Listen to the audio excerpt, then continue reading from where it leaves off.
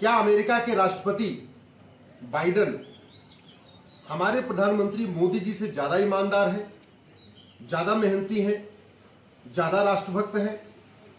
यदि नहीं तो जितनी घूसखोरी, जमाखोरी, मिलावटखोरी, कालाबाजारी भारत में है, इतनी अमेरिका में क्यों नहीं है? यदि अमेरिका के राष्ट्रपति बाइडेन हमारे प्रधानमंत्री से ज्यादा ईमानदार, मेहनती, राष्ट्रभक्त नहीं है, तो जितनी अराजकता भारत में है, जितना क्राइम भारत में है, किडनैपिंग भारत में है, ड्रग स्मगलिंग भारत में है, ह्यूमन ट्रैफिकिंग भारत में है, नशा तस्करी भारत में है, मानव तस्करी भारत में है, इतना अमेरिका में क्यों नहीं है? यदि अमेरिका के राष्ट्रपति बाइडेन हमारे प्रधानमंत्री से ज्यादा ईमानदार, राष्ट्रभक्त नहीं है, तो जितना माओवाद, नक्सलवाद, कट्टरवाद, धर्मांतरण भारत में है, इतना अमेरिका में क्यों नहीं है? जितना रोहिंग्या, बांग्लादेशी घुसपैठ भारत में है, इतना अमेरिका में क्यों नहीं है?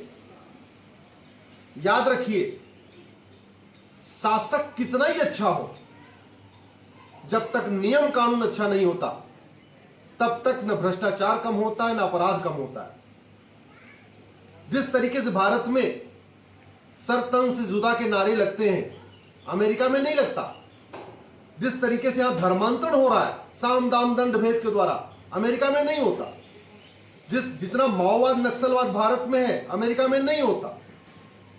जितना कट्टरवाद और जिहाद भारत में है, अमेरिका में नहीं है। क्यों?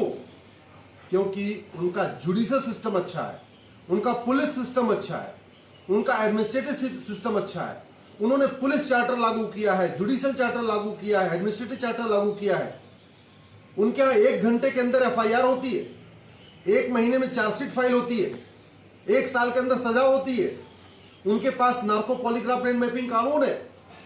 उनके पास धर्मांतरण कराने वालों को, घुसपैठ करने वालों को 100-100 साल सजा जेल में डालने का कानून है। हमारे पास नहीं है। भारत की 80% समस्याओं का समाधान कानून बना के हो सकता है, और कानून बनाने की कोई लागत नहीं होती। इसका मतलब बिना 1 पैसा खर्च किए, बिना कोई लागत लगाए के भारत की 80% समस्याओं का समाधान हो सकता है। 25,000 करोड़ रुपए में एक एयरपोर्ट बनता है, मुश्किल से 1 करोड़ लोगों को फायदा होता है। और एक कानून बना दिया जाए जिसकी कोई लागत नहीं है, पूरे देश को फायदा होगा। इसलिए मैं आप सबसे कहता हूं, दल गुलामी छोड़िए, पार्टियों की चमचागिरी छोड़िए, नेताओं की चमचागिरी छोड़िए। आप जिस भी पार्टी में हैं, मैं ये नहीं कह रहा हूं कि सब लोग अपनी अपनी पार्टी छोड़ के बीजेपी ज्वाइन कर लीजिए, मैं ये नहीं कह रहा हूं।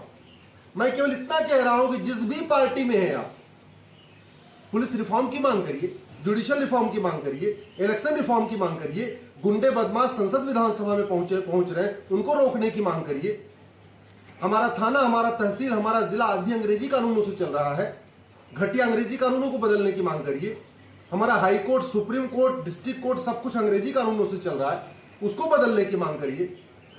याद रखिए, भारत बचेगा तो पॉलिटिकल पार्टियां भी बचेंगी। भारत रहेगा, भारत मजबूत होगा तो हमारे आने वाली पीढ़ियां भी सुरक्षित होंगी। आज के नेता 25 साल के बाद आपके बच्चों को बचाने नहीं आएंगे, लेकिन आज का अच्छा कानून 25 साल के बाद भी आपके नेक्स्ट जनरेशन को बचाएगा। जिस तरीके से मजहबी उन्माद फैल रहा है, घुसपैठ हो रही है, धर्मांतरण हो रहा है, किडनैपिंग हो रही है, मर्डर हो रहा है, इन सभी समस्याओं का समाधान है भ्रष्टाचार मुक्त भारत। और भ्रष्टाचार को जड़ से खत्म करना बहुत आसान है। सिंगापुर में भ्रष्टाचार नहीं है, जापान में नहीं है, अमेरिका में नहीं है, कोरिया में नहीं है। इसका मतलब भ्रष्टाचार लाइलाज बीमारी नहीं है। भ्रष्टाचार खत्म करने के लिए 1 नेशन 1 टैक्स कोड लागू करना पड़ेगा। सारे टैक्स खत्म करने पड़ेंगे, इनकम टैक्स, जीएसटी, टीडीएस, ये जितने भी टैक्स चल रहे हैं, सेल टैक्स, वैट, सबको खत्म करना पड़ेगा। केवल एक टैक्स, 1 नेशन 1 टैक्स, यानी बैंकिंग ट्रांजैक्शन टैक्स लागू करना पड़ेगा। 100 रुपए से बड़ी नोट बंद कर दे, 5,000 रुपए से महंगे सामान का कैश लेन देन बंद कर दे, 50,000 रुपए से महंगी प्रॉपर्टी को आधार से लिंक कर दे, नार्को पॉलीग्राफ ब्रेन मैपिंग कानून बना दे, और पूरे देश में 1 नेशन 1 टैक्स लागू कर दे, यानी बैंकिंग ट्रांजैक्शन टैक्स।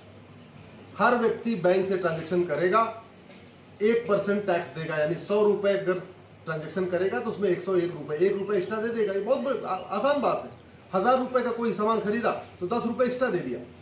सरकार मालामाल हो जाएगी, सरकारी खजाना भर जाएगा, चोरी बंद हो जाएगी, क्योंकि जितने अवैध काम होते हैं सब कैश में होते हैं। घूसखोरी टैक्स में होती है, जमाखोरी टैक्स में होती है, कैश में होती है, मिलावटखोरी कैश में होती है, नशा तस्करी कैश में होती है, मानव तस्करी कैश में होती है, किडनैपिंग से जो पैसा आता है वो कैश में आता है, खनन माफिया अपना जो काम करते हैं कैश में करते हैं, जितने भी ड्रग माफिया अपना काम करते हैं कैश में करते हैं, सारे अवैध काम कैश में होते हैं।